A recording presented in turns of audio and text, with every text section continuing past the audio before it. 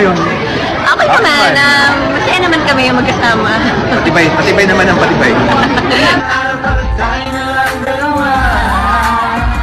Parang first time yata namin kumanta para sa... For a brand.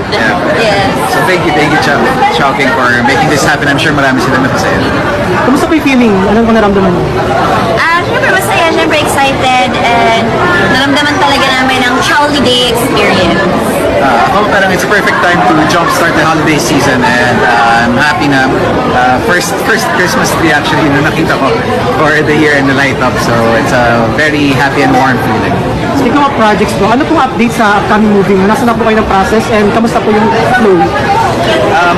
Parang Nag-shooting pa rin kami, and tomorrow we'll shoot ulit, pero shooting ulit tomorrow. currently finishing the movie, hopefully matapos namin by December, so